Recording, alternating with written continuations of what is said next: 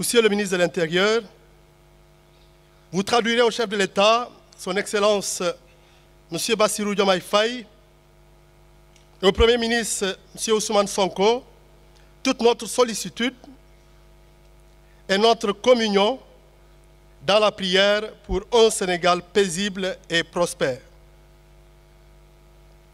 Mon ordination épiscopale, initialement prévue le 17 novembre, advient une semaine après pour laisser place aux élections législatives où le peuple sénégalais a encore fait preuve de sa grandeur d'âme et de sa maturité démocratique. N'est-ce pas un signe d'une nécessité dans notre pays de collaboration entre le temporel et le spirituel pour le bien de tous? Si j'ai voulu rappeler ces paroles du Saint-Père, du Saint-Pape Jean-Paul II, qui résonnent encore dans la mémoire de notre peuple, c'est parce que 32 ans après, l'Église de Ziguinchor porte le même souci de la stabilité de la région et compte s'engager davantage, ensemble avec tous les acteurs politiques, religieux, universitaires, société civile et population, pour qu'enfin qu'on tourne la page du conflit pour passer à une nouvelle page de l'histoire de notre région, celle du développement et du rétablissement de la dignité humaine. Notre génération a été la génération de la guerre. Laissons à la nouvelle génération une demeure pacifiée. Nous avons le devoir de reprendre les paroles, les mots du pape, de bâtir ici et maintenant la demeure de la paix. Et si le pape utilise le mot demeure, c'est pour nous rappeler le devoir de vivre ensemble avec nos différences. Je salue et remercie mes frères évêques de la Conférence du Sénégal, de la Mauritanie, la Guinée-Bissau, des îles du Cap-Vert, tous les autres évêques présents ou représentés. Merci de m'accueillir dans ce collège des successeurs des apôtres en communion avec le pape François pour la cour de l'Évangile. Mention spéciale à Monseigneur Jean-Pierre Bassène, évêque de Kolda, qui a accepté généreusement de présider cette célébration et d'être l'instrument par lequel le Seigneur m'a consacré en ce jour. Sans oublier les deux co-consécrateurs, Monseigneur Éric de Moulin-Beaufort, archevêque de Reims, qui a été mon professeur au Bernardin à Paris,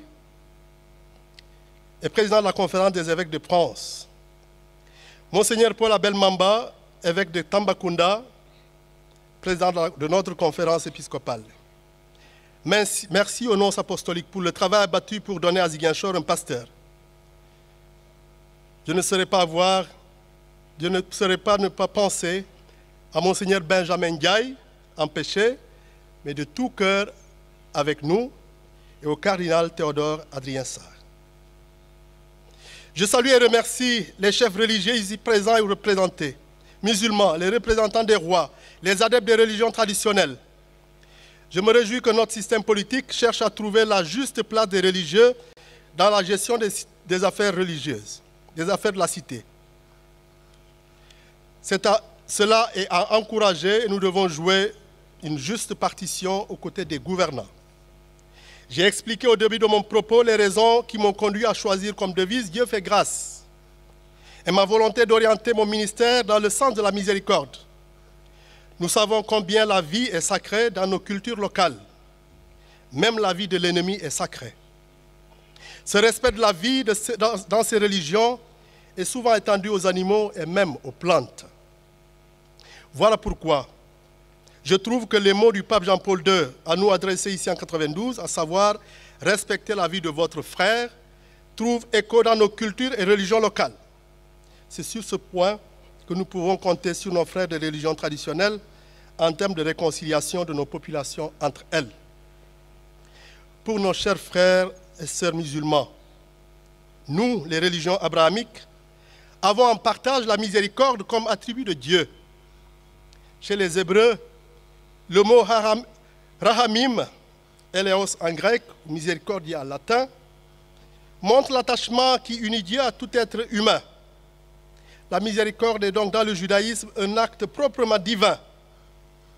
En islam, nous avons le mot Rahman, qui est un des attributs les plus fréquents d'Allah, le miséricordieux, le très miséricordieux. Ar-Rahmani Ar-Rahim. Nous avons là donc un même attribut de Dieu, malgré nos différences, qui nous rapproche comme religieux dans ce que nous avons à faire ici pour la construction du demeure de la paix.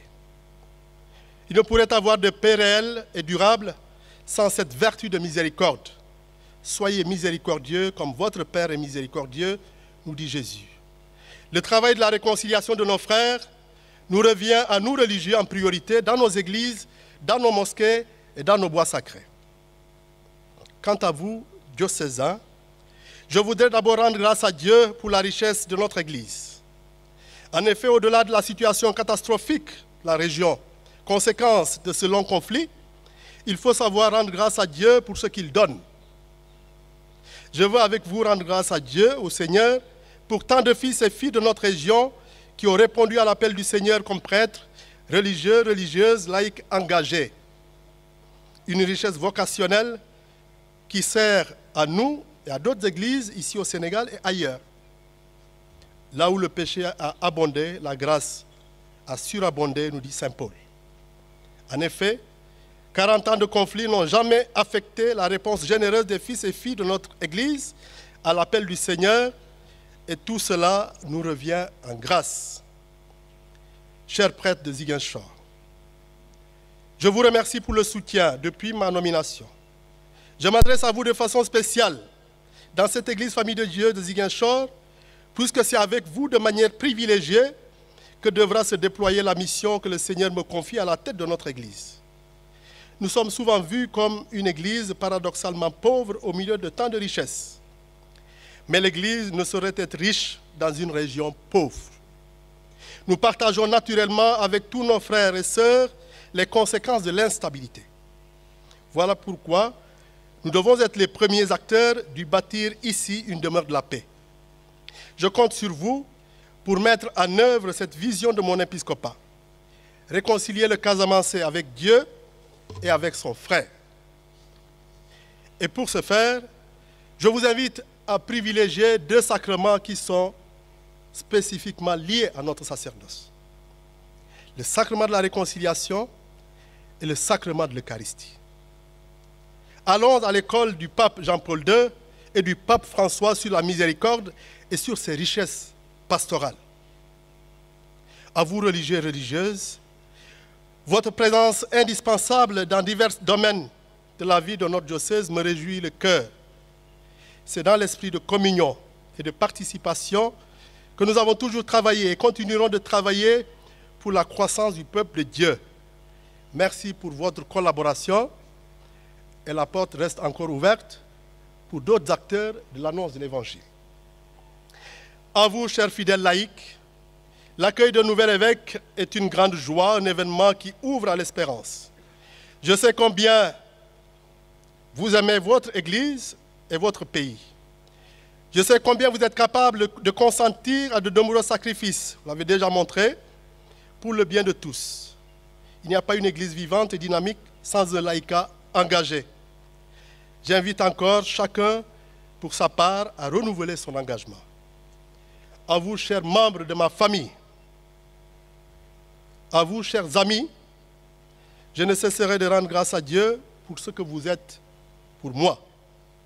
Que le Seigneur vous accorde toute sa grâce. Je prie que le